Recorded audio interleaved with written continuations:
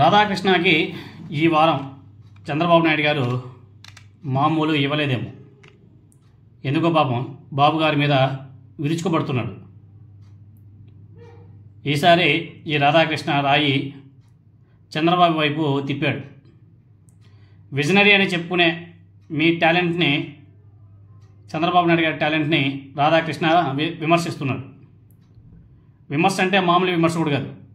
ఏదైతే చంద్రబాబు నాయుడు గారు P4 తీసుకొచ్చాడో దాని మీద రాధాకృష్ణ అది ఒక పనికి మాలిన పని, ఇది ఒక చెత్త అండ్ పరమ చెత్త ఐడియా అని చెప్పేసి రాశాడు, చూపించాడు. పెద్ద కథమే రాశాడు దాని మీద.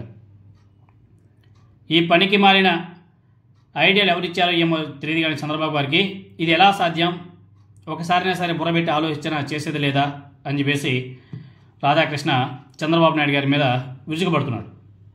విజనరీగా పేరు తెచ్చుకున్న చంద్రబాబు నాయుడు గారు నేల విడిచి సాము చేసే అపరిచితుడు ఉన్నాడా అని చెప్పేసి ఆయన P4ని ఉద్దేశించి రాధాకృష్ణ రాశాడు. ఇలా రాసినటువంటి రాతల మీద కొంతమంది విరుచుకుపడుతున్నారు. ఏంది చంద్రబాబు నాయుడు గారు ఈ వారం మామూలు ఇవ్వలేదా, ఇస్తే ఎందుకు ఈ విధంగా మాట్లాడుతున్నాడు అని చెప్పేసి చాలామంది ప్రశ్నిస్తున్నారు. అదేవిధంగా రాధాకృష్ణ రాసినటువంటి రాతలు ఒకసారి మనం పరిశీలన చేస్తే ఏం రాశాడు మీరు వీడియోలో రూపంలో చూడవచ్చు. అదేవిధంగా నేను ఆయన కరపత్రంలో రాసినటువంటి ఒక ఆర్టికల్ కూడా చదివి వినిపిస్తాను. P4 పిచ్చిలో CBN Radhakrishna రాసినవే. దిక్కుమాలిన సలహాను ఆయనకు ఎవరిచ్చారో తెలియదు కానీ 2029 నాటికి రాష్ట్రంలో పేదరికం లేకుండా P4 విధానాన్ని అమలు చేస్తానని చంద్రబాబు చెబుతున్నాడు. ఈ లక్ష్యం ఆచరణలో సాధ్యమా అని కనీస ఆలోచన చేయకుండా మార్గదర్శకులకు బలవంతంగా బాధ్యతలు అప్పగిస్తున్నారు. ఏదైనా ఒక పథకానికి రూపకల్పన చేసే ముందు అది ఎంతవరకు ఆచరణ సాధ్యం, సదరు పథకం వల్ల ప్రజలకు జరిగే మేలెంత, ప్రభుత్వానికి రాజకీయంగా కలిగే ప్రయోజనం ఎంత అని బేరీజు వేసుకోవాలి కదా. ప్రజలతో సంబంధం లేకుండా క్షేత్రస్థాయి పరిస్థితులు తెలియని వారు ఇచ్చే సలహాలను గుడ్డిగా ఆచరించి అమలు చేస్తే నష్టం తప్పదు. ముఖ్యమంత్రి చంద్రబాబు ఇప్పుడు P4ను పట్టుకొని వేలాడుతున్నాడు. పారిశ్రామికవేత్తలు, వ్యాపారస్తులను పిలిపించుకొని గంటల కొద్దీ చర్చలు జరుపుతున్నాడు.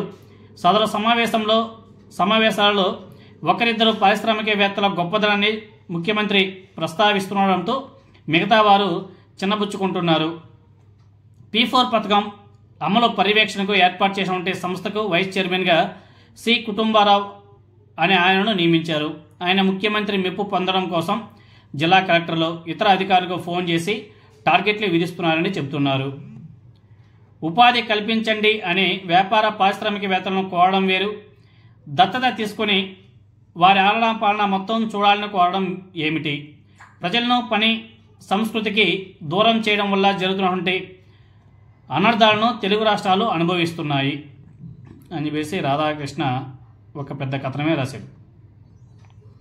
మామూలు కథనం కాదు, ఇంకా చాలా పెద్దది రాశారు. కానీ అంటే చంద్రబాబు నాయుడు గారు P4 అని చెప్పేసి ఎలక్షన్ ముందు కూడా చెప్పాడు కదా. అప్పుడు ఈ రాధాకృష్ణ ఎందుకు ప్రశ్నించలేదు? ఎన్నికలప్పుడు మేనిఫెస్టోలో పెట్టినప్పుడు ఇదే రాధాకృష్ణ ఎందుకు నారా చంద్రబాబు నాయుడు గారికి చెప్పలేదు? ఇదో పిచ్చి పథకం, దీన్ని అమలు చేయడం సాధ్యం కాదు అని చెప్పేసి ఆనాడు చంద్రబాబు నాయుడు గారికి ఒక ఐడియా ఇచ్చి ఉండొచ్చు కదా. గెలిచి అధికారంలో కూర్చున్నాక ఈ పథకాన్ని అమలు చేయలేక నీ ఏపీఎన్ రాధాకృష్ణ నీ ఛానల్ ద్వారా పనికిమాల రాతలో చంద్రబాబు నాయుడు గారు రాసిస్తున్నాడా అన్న అనుమానం కూడా చాలామంది వ్యక్తం చేస్తున్నారు. పిచ్చి CBN గారికి కాదు రాధాకృష్ణకి అని చెప్పేసి చాలామంది మాట్లాడుకుంటున్నారు. మీ హామీలు నమ్మి మోసపోయిన ప్రజలకు పిచ్చెక్కిస్తున్నారు మీ ఎల్లో మీడియా వాళ్ళు అని చెప్పేసి కూడా చాలా స్పష్టంగా అర్థమవుతుంది. తెలుగుదేశం పార్టీ ఎన్నికల మేనిఫెస్టోలో పోర్టో రిచ్ పథకం కూడా ఒకటి పెట్టాడు. దాంట్లో భాగమే ఈ P4. అదేవిధంగా నారా చంద్రబాబు నాయుడు గారి ఈ P4 పథకం గురించి రాధాకృష్ణ ఏదో మాట్లాడుతున్నాడు. ఒకసారి ఆ మాటలోనే మీరందరూ కూడా వినండి. చంద్రబాబులో నేల విడిచి సాము చేసే అపరిచితంగా కూటమికి నష్టాన్ని కలిగించే చర్యల్ని చంద్రబాబు ఎందుకు చేపడుతున్నారు? ప్రపంచంలో ఎక్కడా లేని విధంగా 2029 నాటికి ఏపీలో పేదరికాన్ని నిర్మూలించడం సాధ్యమా? అదవదమ్మా. బంగారు కుటుంబాలు మార్గదర్శకులంటూ నేల విడిచి సాము చేస్తే పేదరికం పారిపోతుందా? అదవదమ్మా. ధనికుల్ని బలవంత పెట్టి పేదల్ని ఉద్ధరించే కార్యక్రమం ఒక ప్రభుత్వం చేయాల్సిన పనేనా? మార్గదర్శకుల ఎంపికలో అధికారులకు టార్గెట్లు పెట్టి పరుగులు పెట్టిస్తే ప్రయోజనం ఉంటుందా? బంగారు కుటుంబాల లబ్ధిదారుల జాబితాలో భారీ ఎత్తున అనర్హులు చేరిన మాట నిజం కాదా? ఇది నిజం. ఇది పెద్ద ఇది కాదు. మితిమీరిన ఎమ్మెల్యేల జోక్యం కారణంగా P4 పథకం దారి తప్పడాన్ని సీఎం గ్రహించారా? మనం అంత బుర్రలేదు. రక్త సంబంధికులనే ఆదుకోవడానికి వెనుకాడే ధనవంతులు పేదరిక నిర్మూలనకు సిద్ధపడతారా? కూటమి గొప్పగా చెప్పుకునే మంచి ప్రభుత్వంలో ప్రజలను ఎమ్మెల్యేలు ఎందుకు పీడిస్తున్నారు? రాజధాని అమరావతి విషయంలో నెలకొన్న గందరగోళంపై చంద్రబాబు ఎప్పుడు దృష్టి సారిస్తారు?